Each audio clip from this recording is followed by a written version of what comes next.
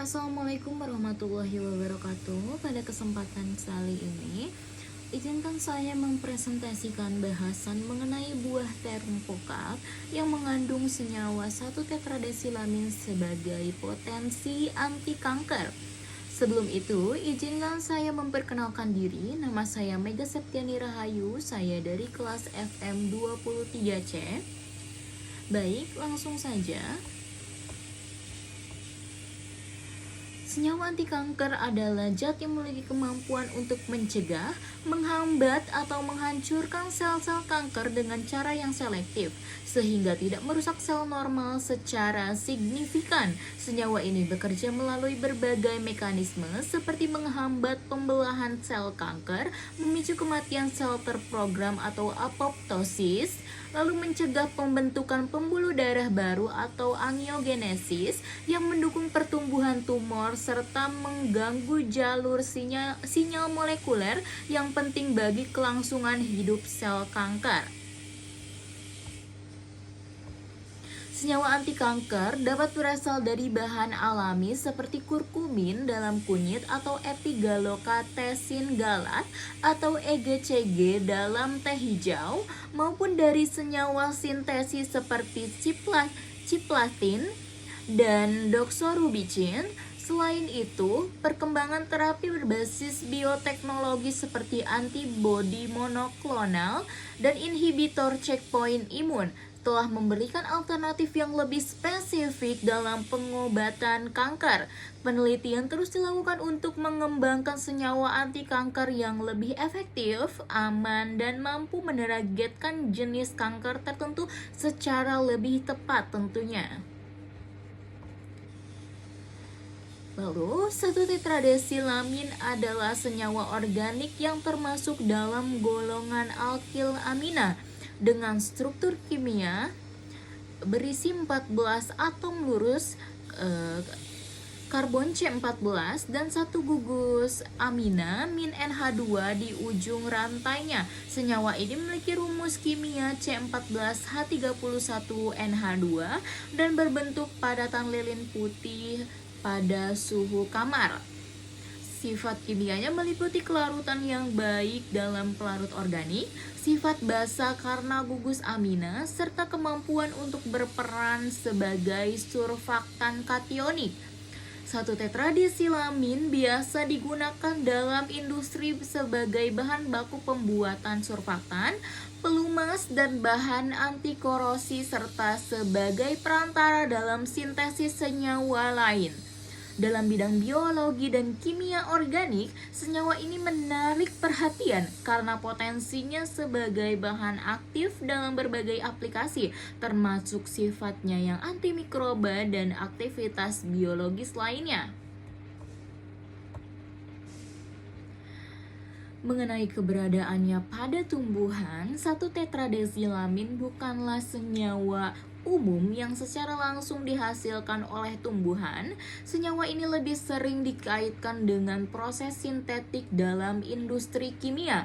Namun, senyawa-senyawa alkil amina serupa dengan rantai karbon panjang dapat ditemukan dalam lipid kompleks atau metabolit sekunder tumbuhan tertentu. Meskipun jarang dalam bentuk murni seperti 1-tetradesilamin, tumbuhan menghasilkan berbagai amina alifatik sebagai bagian dari metabolisme nitrogen. Tetapi senyawa spesifik seperti 1-tetradesilamin biasanya merupakan hasil modifikasi kimia dalam laboratorium industri, bukanlah produk alami secara langsung dari tumbuhan.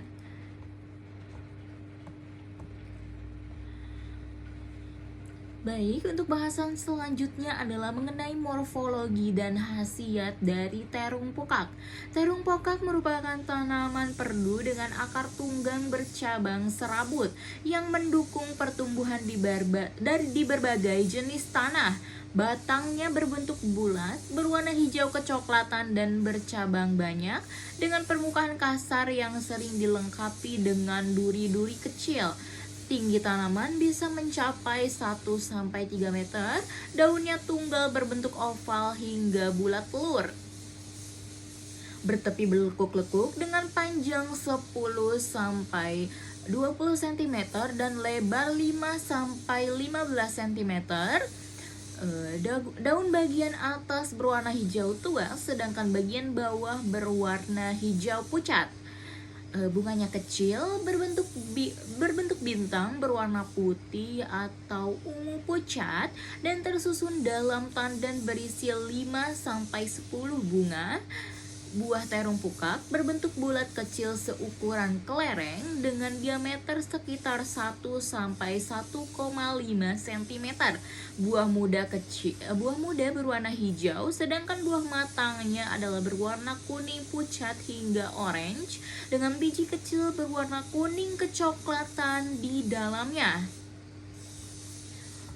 Baik, di sini ada gambar jelas mengenai terung pukak.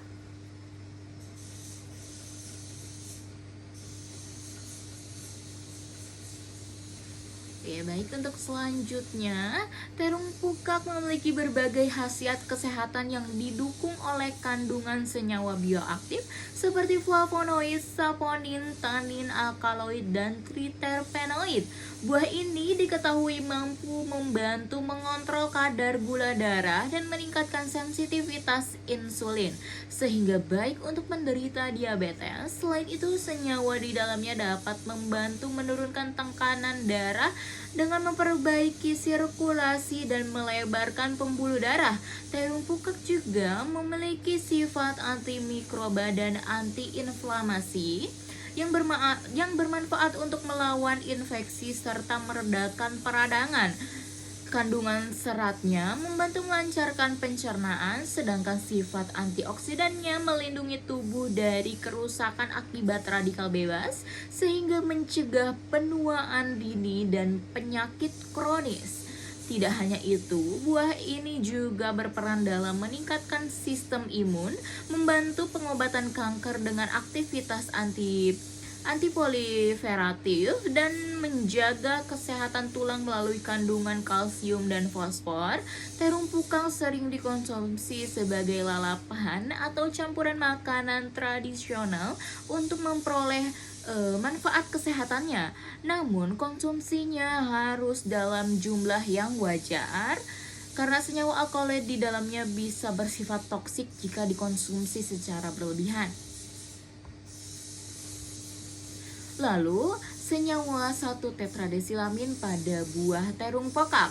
Terung pukak atau Solanum torfum atau dikenal juga sebagai terung pipi adalah tanaman yang buahnya sering digunakan sebagai bahan pangan tradisional. Selain itu, tanaman ini memiliki berbagai manfaat kesehatan yang didukung oleh kandungan bioaktifnya. Penelitian menunjukkan bahwa buah terung pukak mengandung senyawa seperti flavonoid, saponin, tanin, alkaloid, steroid, dan triterpenoid yang diketahui memiliki aktivitas antioksidan, antiinflamasi, dan antimikroba. Mengenai keberadaan senyawa 1-tetradesilamin dalam terung pukak, beberapa studi menggunakan teknik analisis kimia seperti LC-MS atau Liquid Chromatography Mass Spectrometry telah mendeteksi keberadaan senyawa ini dalam ekstrak buahnya. 1-tetradesilamin adalah senyawa organik golongan alkil amina dengan struktur rantai karbon lurus C14H31NH2. Senyawa ini umumnya tidak sering dilaporkan sebagai metabolit utama dalam tanaman, tetapi dapat ditemukan dalam jumlah yang kecil sebagai bagian dari metabolit sekunder atau senyawa minor. Dalam konteks terung pukak, kehadiran 1-tetradesilamin bisa memberikan kontribusi terhadap aktivitas biologis tanaman, seperti sifat antimikroba atau potensinya dalam pengaturan metabolisme lipid. Meskipun senyawa ini lebih dikenal dalam industri kimia, seperti bahan surfaktan dan pelumas, studi tentang aktivitas biologisnya dalam produk alami seperti buah terung pukak masih jarang. Oleh karena itu, diperlukan penelitian lebih mendalam untuk menentukan kadar dan peran spesifik senyawa ini dalam tanaman, termasuk kaitannya dengan manfaat kesehatan yang diperoleh dari konsumsi terung pokak. Selain itu, penelitian ini lebih lanjut dapat membantu menjelaskan bagaimana satu tetradesilamin berinteraksi dengan senyawa bioaktif lain dalam terung pokak, serta potensinya untuk digunakan dalam aplikasi farmasi atau pangan fungsional. Baik, untuk bahasan selanjutnya adalah cara mengkonsumsi. Untuk mengkonsumsi terung pokak sebagai obat pencegah kanker, buah ini dapat diolah dengan cara sederhana agar senyawa bioaktifnya tetap terjaga. Salah satu cara paling umum adalah dengan merebus buah terung pokak. Ambil segenggam buah terung pokak yang masih segar dan cuci bersih untuk menghilangkan kotoran. Lalu rebus buah tersebut dalam air secukupnya hingga mendidih selama 5-10 menit. Setelah itu, saring air rebusannya dan konsumsi sebagai minuman herbal. Air rebusan ini dapat diminum 1 hingga 2 kali sehari secara rutin. Alternatif lain adalah mengkonsumsi buah terung pokak sebagai lalapan dengan cara merebusnya sebentar atau mengukusnya hingga lunak, lalu memakannya bersama nasi dan lauk lainnya. Terung pokak juga dapat dijadikan sebagai bahan tambahan dalam sup atau makanan berkuah untuk menjaga senyawa aktif seperti flavonoid dan saponin yang memiliki sifat antioksidan dan anti kanker. Hindari menggoreng terung pokak karena proses penggorengan dengan suhu tinggi dapat merusak senyawa aktifnya. Untuk hasil maksimal, konsumsi terung pokak sebaiknya diimbangi dengan pola makan yang sehat yang kaya sayuran hijau, buah-buahan, serta makanan berserat tinggi lainnya. Namun penting untuk mengkonsumsi dalam jumlah yang wajar karena senyawa alkaloid yang terdapat dalam terung pokak dapat bersifat toksik jika dikonsumsi secara berlebihan. Selain itu, konsultasikan dengan dokter atau ahli gizi sebelum menjadikannya bagian dari pengobatan rutin, terutama bagi yang memiliki kondisi kesehatan tertentu. Baik, ini referensi yang saya pakai untuk materi hari ini. Mungkin hanya itu yang dapat saya sampaikan, kurang lebihnya mohon dimaafkan. Wassalamualaikum warahmatullahi wabarakatuh.